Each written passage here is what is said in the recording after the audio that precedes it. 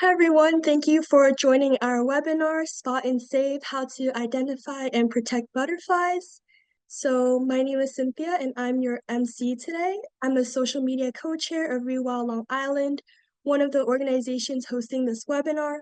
Rewild's mission is to fight the climate and biodiversity crises by promoting sustainable landscaping and growing native plants. Rewild organizes many webinars like this one on various environmental topics. So if you enjoyed this webinar, check out these upcoming events on fireflies and light pollution this month. If you would like to learn more about Rewild's events, you could check out rewildlongisland.org/events, which I'll put in the chat if you want to save the link. Okay, so onto our agenda for today. So our first speaker will be Ainna Abbasi, who is a student at the Mehran University of Engineering and Technology and a researcher and writer of Teen Animals, the Scientists. She is based in Pakistan and will present on butterfly identification, including the anatomy and life cycle of butterflies. Our second speaker is Valerie Chu, president of Teen Animals, the Scientists. She is based in Hong Kong and will present on how butterfly conservation connects to the UN Sustainable Development Goals, or SDGs. Then I'll present the solutions to help vulnerable butterfly species and how you could get involved in my nonprofit Monarchs Matter to save vulnerable monarch butterflies. And lastly, we will have a Q&A session. Throughout the presentations, feel free to pop any questions into the chat to me, and Valerie and I will answer them. Ainna won't be answering any questions today as this is her first webinar, but she's open to any questions after the webinar if you would like to message or email her. And lastly, if you would like to unmute to speak or ask a question during our Q&A session, raise your virtual hand on Zoom by clicking Reaction or React at the bottom of your Zoom screen and select Raise Hand. Then I will invite you to unmute and ask your question. So we won't do our Padlet activity today because Padlet has some issues currently, but we would like to thank our supporters, Serve Humanity Together, and Youth Elevate Society. Serve Humanity Together is a nonprofit, non-governmental organization that works for the cause of humanity and helps everyone in need. Youth Elevate Society is made for youth to provide a platform to groom and make a difference in society. Okay, so now I'll hand it over to Ainna. Hello everyone, I'm so glad to see you all here today for our webinar. I'm sorry that I can't open my camera because it got some problem just now. So let me introduce myself first. My name is Ainna Abbasi and I'm currently a student at Mehran University of Engineering and Technology. I'm studying environmental engineering and management, and today I'm proudly presenting the Institute of Environmental Engineering and Management, the Office of Research, Innovation and Commercialization at Mute Oric, and also Teen Animal the Scientist. I've been working with teen animal scientists where I have researched the effects of climate change on mental health, and it is such an important issue. I also write with International Review in International Review in STEM IRIS, where my article on Monarch just got published. I'm also excited to share that I've recently been selected as a president at Venatoa International Alliance for Science. And actually, at Venatoa, we are helping students to get scholarships. So if you want to collaborate in Venatoa or want any kind of help, you can contact me. So in my topic, we are going to talk about anatomy and life cycle of butterflies, a little guide. Next slide. So what is Lepidopterus? Do you know what is Lepidopterus? Actually, it's a quick term. Like Lepidopterus are people who love to study butterflies, and today we all are a little Lepidopterus. Next slide.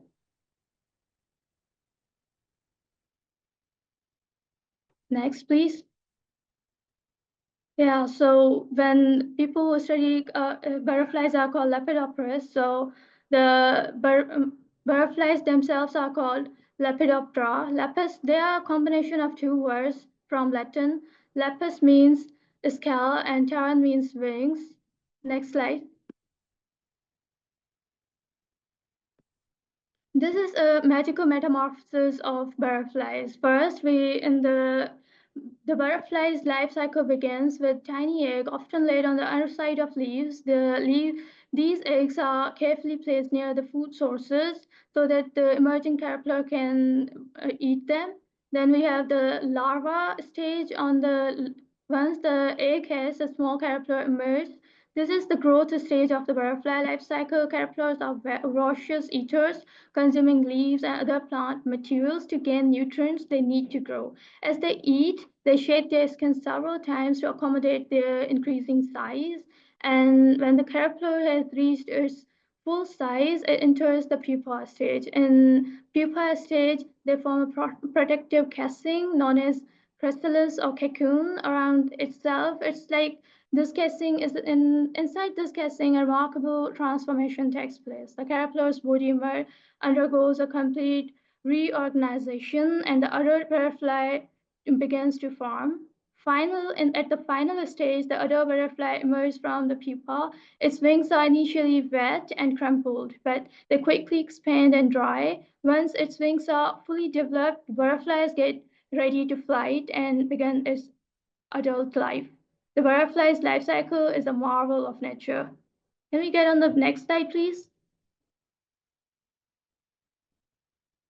So these are some body parts of the butterflies, a little anatomy class, we can say. So first we have the wings. Butterflies are known for their vibrant and interactive wings. They have two pairs, forewings and hindwings. These wings are covered in tiny scales that gives them the color and pattern. Wings serve several purposes, including flight, attracting mates, and camouflage. Then we have the fees. We have another whole slide for the fees, so we'll talk about them later. Then we have the proboscis. The proboscis is a long tubular feeding organ that coils up beneath the butterfly's head, and when not in use, and it is used to suck nectar from the flower and other food sources.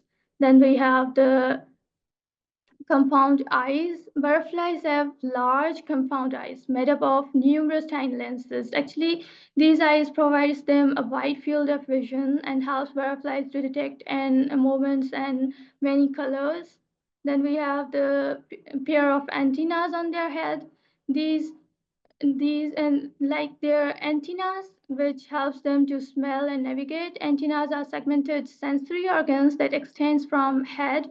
They are crucial for butterfly survival. Antennas are used for detecting odor, sensing air currents, and helping the butterflies to navigate its environment. And butterflies, like all insects, got 6 legs, which helps them to walk. Can we get on the next slide, please? So here's the fun part, a little question. All insects have 6 legs, but what about caterpillars? Even the butterflies have 6 legs. Does anybody know? Well, technically caterpillars only have 6 true legs, but they also have what are called prolegs, which helps them to cling to leaves and crawl around. Yeah, these are some prolegs. Okay, so this is the part where we will talk about the feeds of butterflies. Actually, butterflies' feeds are used for testing. Yes, they test with their feet. And when actually the caterpillars are really fussy about their food, and butterflies themselves don't really care about what flower they are sucking on. But adult mother butterfly has to locate a correct host plant by testing with their feet so that the caterpillar, when emerge from the egg, first they eat the egg shell, then they will voraciously devour the leaves of the host plant till they finally large enough to pupate. So we have next slide. Yeah, this is a little classification. we can say that the like all animals, the butterflies belongs to kingdom Animalia and phylum Arthropoda. Then we have insecta class as butterflies are also insects, so they belong to class Insecta and Lepidoptera order. Does it rings a bell? Yes, we already studied about the Lepidoptera. Then we have six major families that we are soon going to learn about them in the next slide. And they got 700 genera and 18,500 species, identified species actually. So next slide. Yeah, these are the beautiful families of our butterflies. First is the Faraday family. Faraday family are also known as whites and yellows, and they are characterized by their simple, often white or yellow wings. Actually, they are also common in Pakistan, and one of the common type is common gull. Then we have Lasnidae family, in which the Lasnidae family is actually also called blues and hair strikes.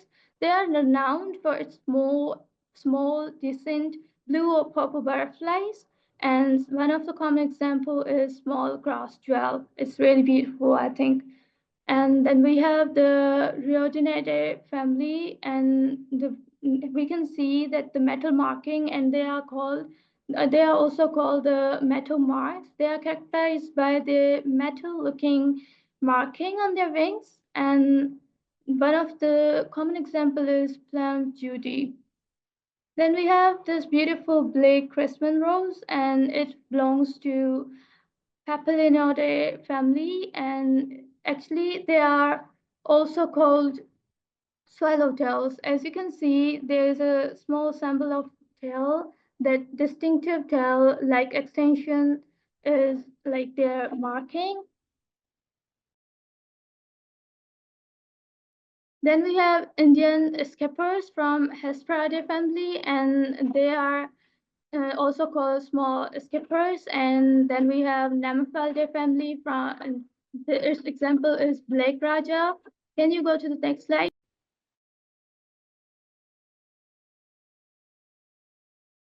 These are some tools that we can use to identify butterflies, and I want to give you as a task so you can go and explore these tools to use and identify butterflies in your area.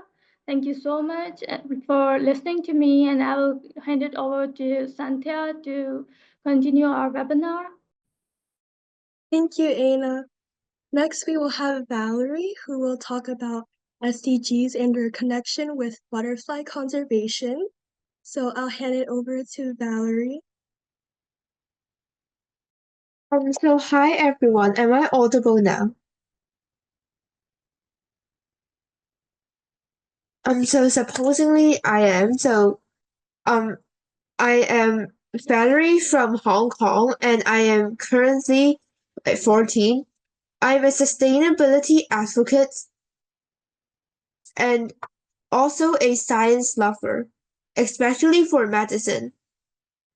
So as the founder and president of Teen Animal Scientists, I've been holding some workshops and also leading different kinds of projects to promote sustainable development goals. And I'm also a big fan of butterflies because of their intricate patterns and also their unique impacts to the world in terms of investigating climate change. And meanwhile, I'm also a passionate debater. Next slide. So Teen Animals the Scientists is a youth-led organization that advocates sustainable development goals through science and dialogue. So currently we have reached over 15 countries, and some of our previous projects include Harmonious Healing, blend of animal, arts and music, which targeted the underprivileged children, where we basically educate them that art, music, and animals can contribute to their health through different kind of games. And Science in What We Eat, which is a series of culinary science workshops that feature hands-on experiments as well as magical powder for a more eco-friendly future, which features educating the underprivileged about upcycling coffee grounds. And we have also previously held some herbal medicine workshops and AI in healthcare workshops. And today I'm going to share more about how butterflies actually connect with the Sustainable Development Goals. Next slide.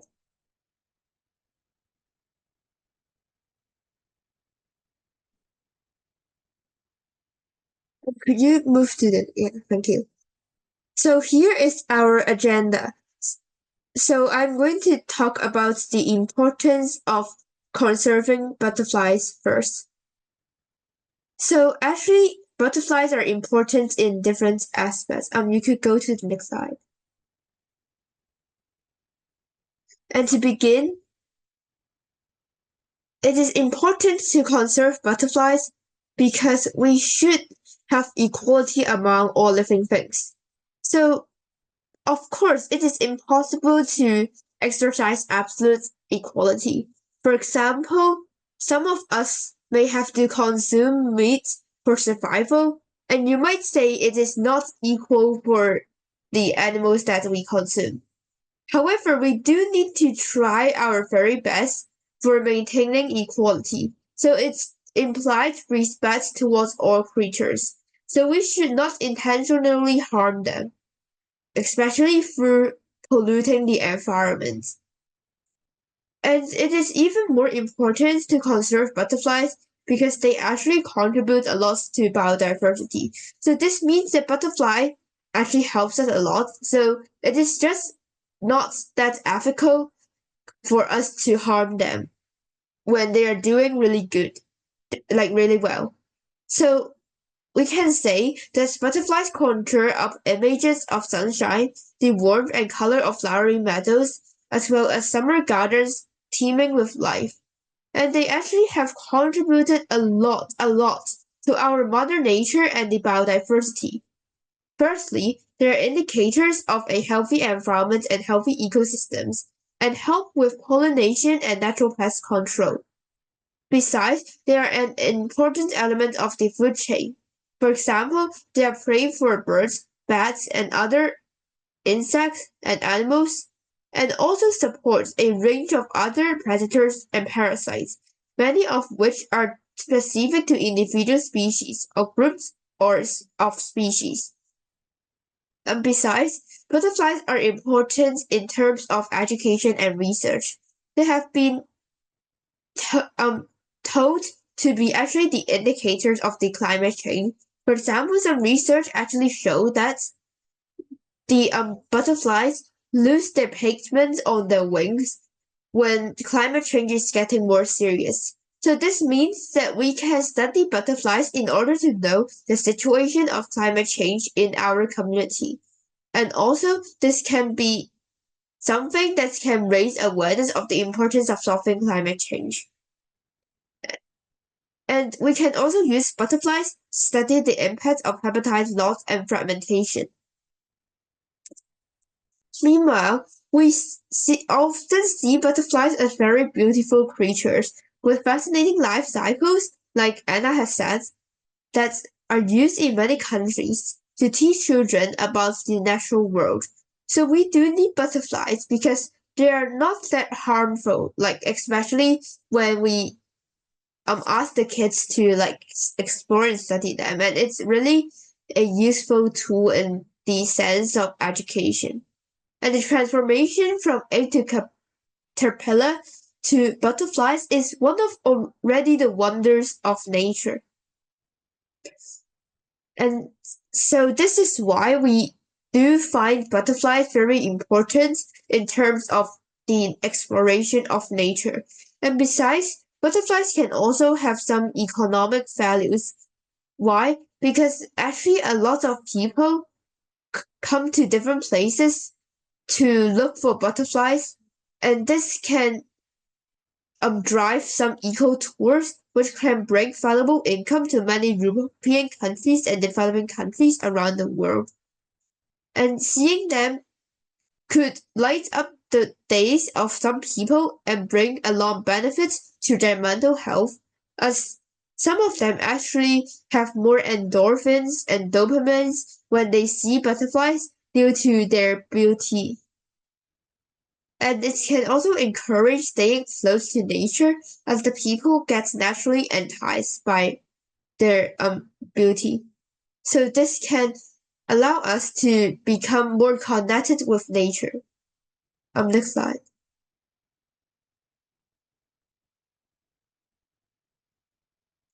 So after I have shared how butterflies actually contribute to our community, I would like to connect it with the UN SDGs. But firstly, what are the UN SDGs? So they were actually initiated by the United Nations in 2015 in order to address different kinds of problems we have in the aspects of the society, the economy, and the environment.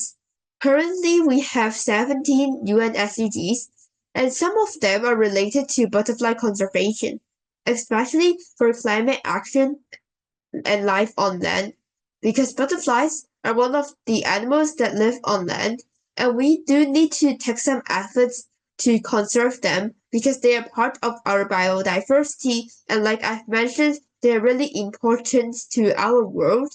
If they go extinct, then there will be a chain effect such that the predators will also not be able to survive, and the flowers that rely on butterflies will not be able to reproduce. And besides, through exploring and getting close to butterflies, it can somehow help to promote good health and well-being, especially when butterflies can boost some people's mental health. As for reduced inequalities, through raising awareness of conserving butterflies, like through this webinar, I hope that you will care more about inequalities because every creature actually contributes to the biodiversity and to the world. So there is no reason to discriminate any creatures. And also, respect is really important for sustainable development and a sustainable future because we do need collective efforts in order to achieve the SDGs. And last but not least, quality education is important in the sense of butterfly conservation since raising awareness is already education itself. Next slide. So I'm sure that you have heard of sustainable development goals, either through my sharing or through what you learn at school or what you see on social media. But have you actually been aware of the importance of sustainable development goals? So basically, they are a call to action to end poverty and inequality, protect the planet, and ensure that all people enjoy health, justice, and prosperity. But the problem again is that even though SDGs is very comprehensive, or even you can say it's perfect, a lot of the targets have not been on track. As for 2024, only 16% of them are on track, and the others are either off track or even stagnated or regressed, meaning that the situation is getting worse. Next slide. Thank you. Next slide. And before ending my sharing, I would like to share with you the butterfly effect. So the butterfly effect is initiated by someone because it is related to a butterfly that can flap its wings. And in the past, when they flap in its wings in India, it actually caused a tornado in Iowa. So this means that despite a very small and seemingly trivial event, it can actually poses a lot of consequences and create a lot of impact to our community.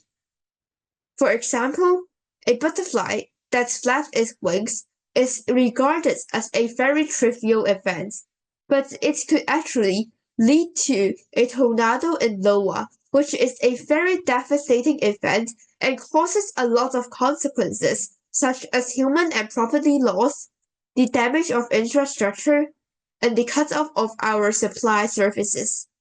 And this in turn also implies that tiny changes that we can do can have big consequences. So for example, if you start to dispose of less stress and cause less pollution today, you can actually help to conserve butterflies because are able to you are able to cause less damage to their habitats. And I'm sure that Cynthia will then be sharing with us about some small things that we can do in order to conserve butterflies. So before ending, I would like to point out two things. First, don't underestimate yourself because an individual efforts is actually really important already in changing the world, be it through conserving the environment or raising awareness of the importance of sustainable development goals. And second, take action. So actually, taking action doesn't require a lot of time. It can be small acts that can lead to big changes. Thank you.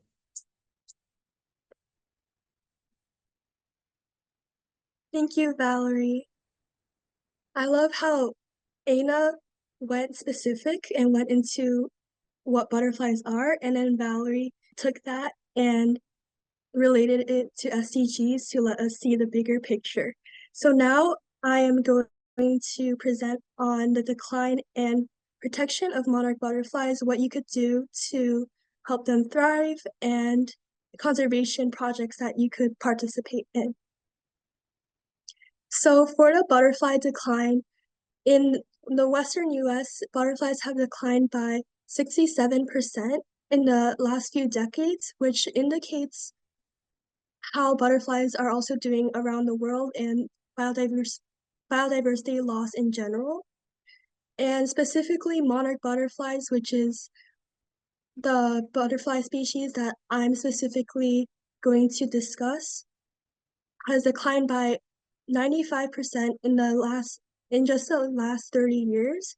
As you can see from this graph, monarch butterflies have declined from 18.19 hectares to 0.9 hectares this year.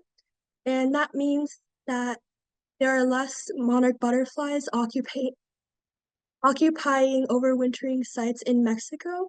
So has been an ongoing problem. And to zoom out, in general, wildlife populations have declined by 73% according to the WWF. So it just shows that biodiversity loss isn't just specific to butterflies, but all species in general. Okay, so this butterfly decline is obviously not natural. It's caused by human interference with the environment. And we can break it down into three problems that butterflies and biodiversity is facing. So first is habitat loss, which includes deforestation, urbanization, and pesticide use. In this photo, it's an aerial view of the Oyamo fir forests in Mexico, which are where the monarch colonies hibernate over the winter. And you can see that the trees are kind of orange in color because that's the monarch colony hibernating in the forest. And over here, you could see some deforestation happening as well. And the second is pesticides. Pesticides, although we use them to get rid of pests, they often harm all insects. Here in this photo was an event, a mass mortality monarch butterfly event that occurred a few years ago because of mosquito spraying, which harm butterflies as well. So it just shows that pesticides are not specific to any insects most of the time. And then the third issue is climate change, which causes extreme weather and disrupts environmental cues for organisms. Specifically for monarch butterflies, you could see in this Monarch Watch map, monarch butterflies migrate from Canada and the US to Mexico during the spring and during the winter or autumn to hibernate in the Oyamo fir forest in Mexico during the winter, and then they breed in the US and Canada during the spring and summer. So monarch butterflies depend on environmental cues like temperature and rainfall, so it's important to consider climate change as an effect because it really impacts biodiversity and environmental cues for organisms. So the first solution I want to present is growing native plants. Native plants don't only support butterflies, but they also have many other benefits, including growing and supporting biodiversity as it provides food and shelter for many native insects and wildlife. Another plus is that native plants are low maintenance since they originate from the land that they're growing in. So that means the soil and climate conditions are fit for them to thrive naturally. Oh, sorry. And then the fourth advantage is that that native plants sequester carbon as well. That means that they absorb carbon dioxide from the atmosphere into their roots, leaves, and soil, which helps mitigate climate change. So one example of a native plant here in the US is milkweed. Milkweed is the exclusive host plant of monarch butterflies, which means that monarch butterflies only lay their eggs on milkweed, and monarch caterpillars only eat milkweed leaves. With that said, milkweed also supports many, many other organisms, like ladybugs, ants, and beetles, so it shows that native plants support all wildlife in general. And then the second solution I would like to discuss is participating in conservation research and volunteering. So here you could see the Monarch Watch tagging program, which is where citizen scientists could tag monarch butterflies, which helps scientists in Mexico conduct research to further understand the monarch butterfly migration. So each tag you could see has a unique letter and number code, which helps scientists document and track where the monarch butterflies are heading and where they're from and whether they're male or female and all kinds of migration information that allows them to conduct research and form better conservation plans. Here you could see one of my Monarchs Matter students in the summer program. She's tagging the monarch butterfly, and after we tag them, we release them into the wild and they will migrate to Mexico. The second community science project is Monarch Larva Monitoring Project. The Monarch Larva Monitoring Project, or MMP, helps scientists track milkweed and monarch populations. So over here you could see that this is a screenshot of the survey online where anyone could fill in their data from at least there's milkweed there. You could analyze the milkweed site and find the number of eggs, number of instars for the caterpillars, and number of pupae and adult butterflies. So scientists use this data to conduct research as well.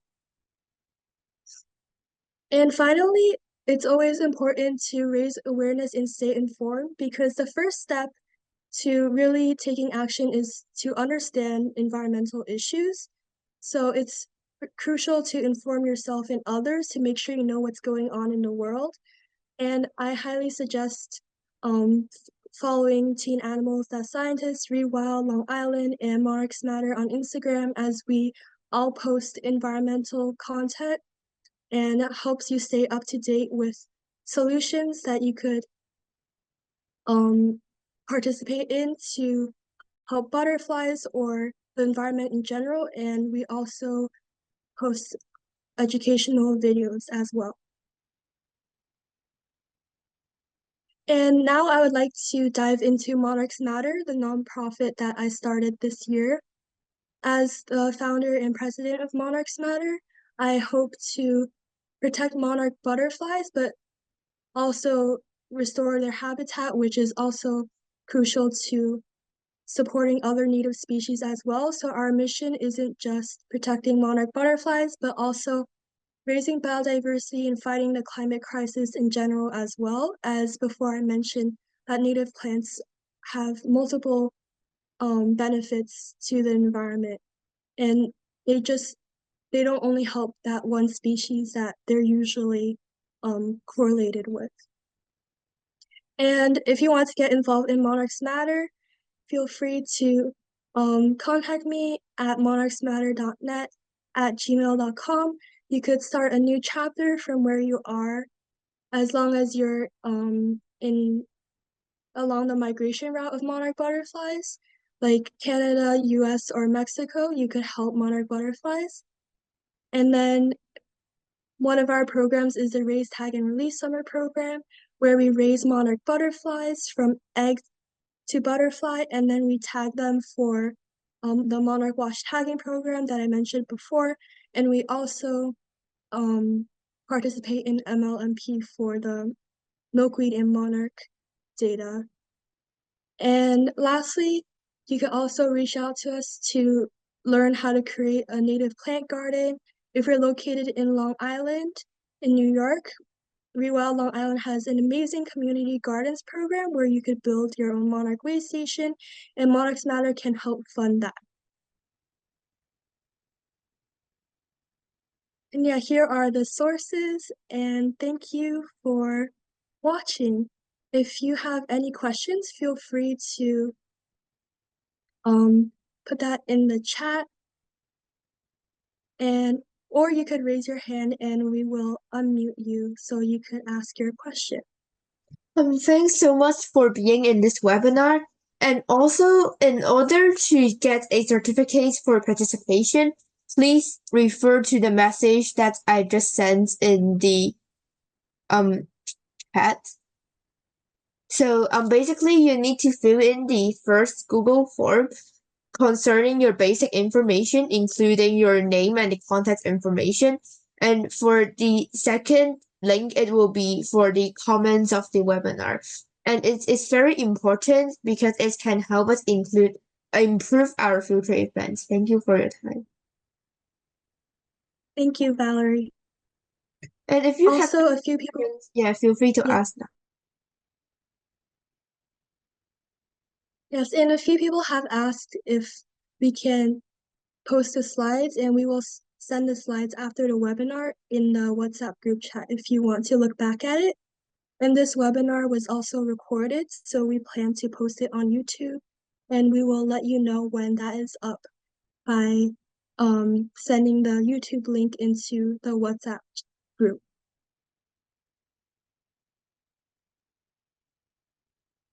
Yes, go ahead. Okay, I see someone has their hand up.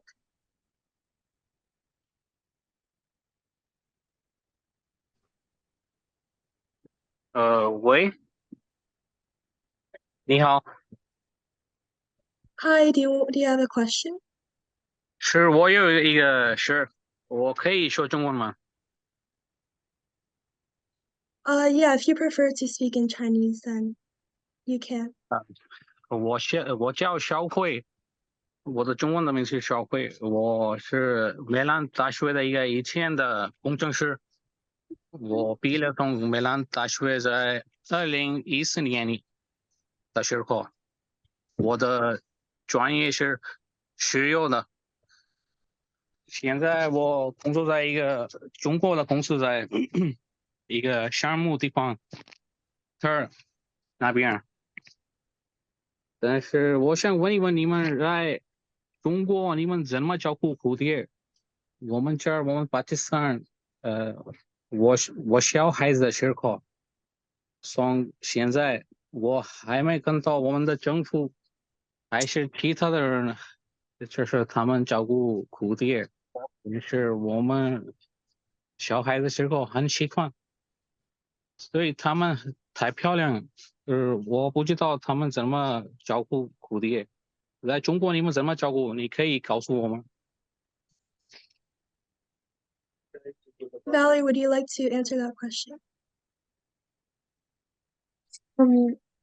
Sure. So I live in Hong Kong, and basically we do have some events that target like conserving butterflies, such as raising awareness. And besides, we also have a lot of like education at school that teaches us not to basically promote like teach us to basically conserve butterflies and adopt some more eco-friendly practices. But I'm not an expert in specifically some projects to kind of save the butterflies, though I'm familiar with some ways that we can, like some practices we can adopt in order to promote sustainability in general, and thereby conserving animals and butterflies. 好，那我明白，谢谢你们，谢谢。No problem, thank you.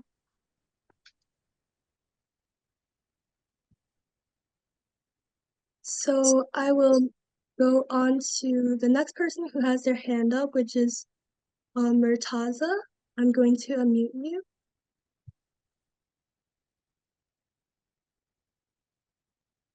Okay. Hello everyone. Thanks for participation about this topic, and I really thanks about the participants and host for this well, important topic about this. And I would like to share something. Basically, I'm a professional engineer, and I work in different sectors, or government sector and private sectors. So I will share something about this. I will share some noise pollution and some technology pollution. Firstly, I introduce technology pollution. It's mean 6G and 5G. You know that our introduced 6G and 5G system in almost China, Malaysia, and in progressive countries available. So these produce infrared rays that causes some harmful effect on butterflies. That's not included in your topic. I know you not understand this situation. So I would like to add this topic about this technology pollution also matter in this era. Secondly, noise pollution. Noise pollution is a matter because noise is a part of a pollution which is considering harmful effect of ecosystem. And these are the main impact on butterflies and other species also. I will also add some other species like sparrows, any birds, the birds that affect from 5G and 6G's rays that produces infrared rays. So this is my opinion. I would like to share. That's all from my side. Yeah, thank you for sharing that. I just want to mention that we have so many people of all different ages and from all over the world, so it's really inspiring to meet you all. We have registrants who are teenagers, college students, etymologists, and people with all kinds of professions. So we thank you for joining, as it really shows that everyone are the stakeholders of nature. And just to mention that there are also a lot of people joining from different countries. Since we weren't able to do the introduction, I would like to give a shout out to all of the countries who are participating in our webinar. So we have people from Pakistan, China, the US, India, Bangladesh, South Korea, Malaysia, Nigeria, Finland, Uganda, just to name a few. So we really thank you for joining and showing up to participate in butterfly conservation. Okay, so next we have Bisma. Can you tell more explanation about spotting butterflies? Yeah, for spotting butterflies, Ainna, she mentioned the two tools to identify butterfly species. So I will share that presentation with you guys. But the two tools are Merlin Bird ID and iNaturalist. And specifically, if you're saying like how to find butterflies, I would say if you built, you have like a community garden or you built a garden with like wildflowers or native flowers that butterflies in your area prefer to feed on, then you'll definitely spot butterflies. Yeah, I do agree. I think like you can go to your national parks as well. I'm sure that there will be some butterflies there. Because like there are actually a lot of species of butterflies and they do like to stay in places with a lot of plants and flowers. Yeah, I agree with Valerie. National parks have a lot of native plants, so you'll definitely spot butterflies there. Thank you for your question. So next up is Iftikhar. I will unmute you. Sorry if I'm butchering your name.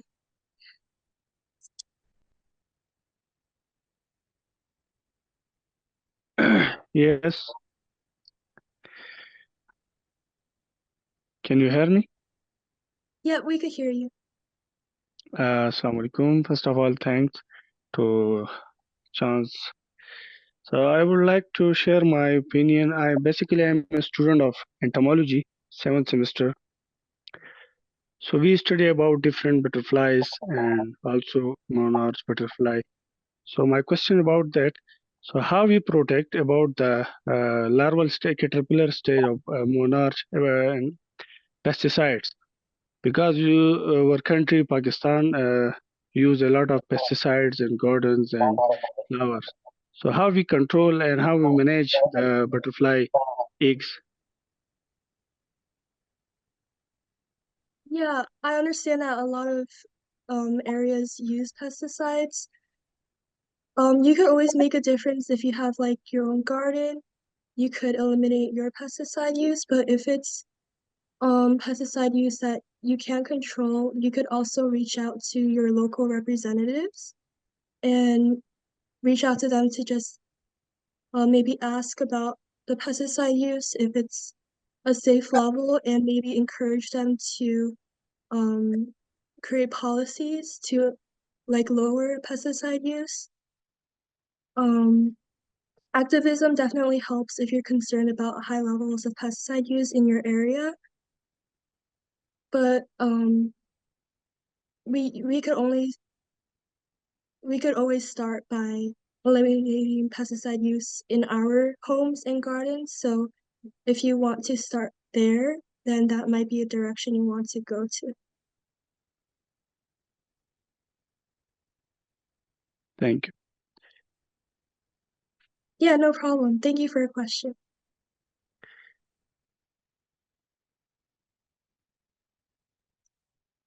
Okay, next we have Wahid.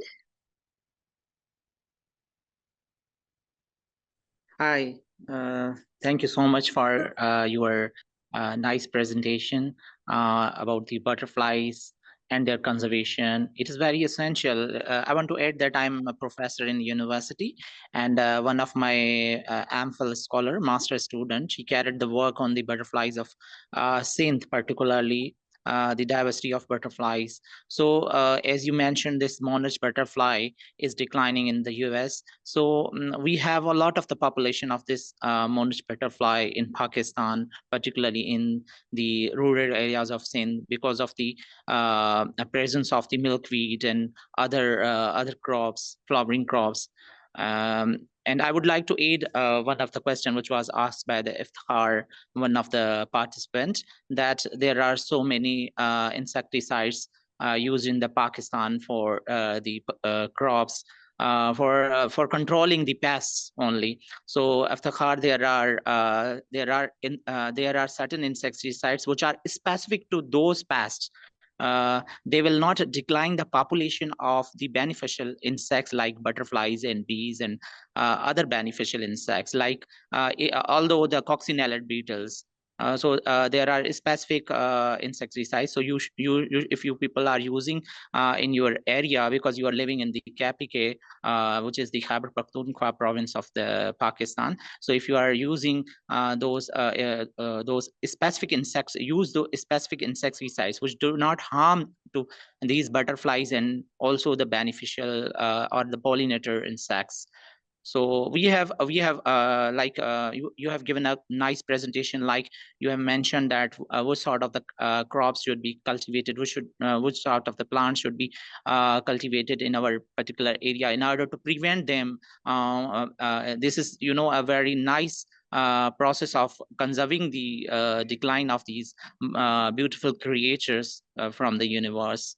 I just wanted to thank you for you know, having a nice, and I hope so we will join this more, and we will learn definitely. Or a scientist or anybody is always a learner. I myself as a teacher learn from a lot of my students, because when they come with the different ideas, the youngsters come with the different ideas, and we people get more interest in those things which are, you know, upcoming for the future of the entomology, or future of these beautiful creatures. Thank you so much.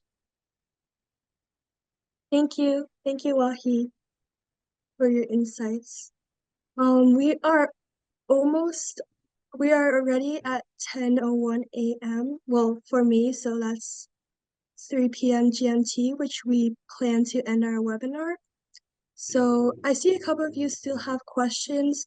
If you still want to ask those questions, you could reach out to me, Valerie, or Ainna in the WhatsApp group. You have our numbers, so if you want to DM us, feel free to, and we'll try to answer your questions as soon as possible.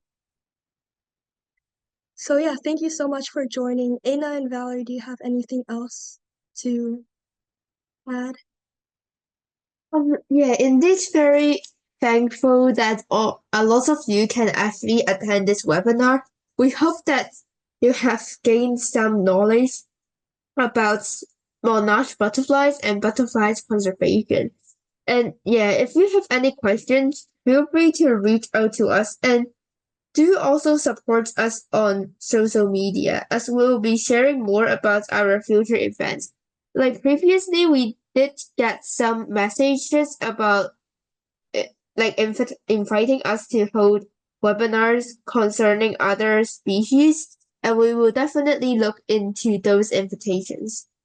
Yeah, of course. Thank you everyone for joining. I just wanted to say thanks to everyone. Everyone showed so much interest and they were all in contact with me, and I would like to keep them all in contact. So please be in contact with me. And if you have any collaboration, any idea for our next webinar, please contact with me and we will make sure to do what you have planned or your idea to come into reality. Thank you so much again. Thank you, Ainna. Thank you, everyone.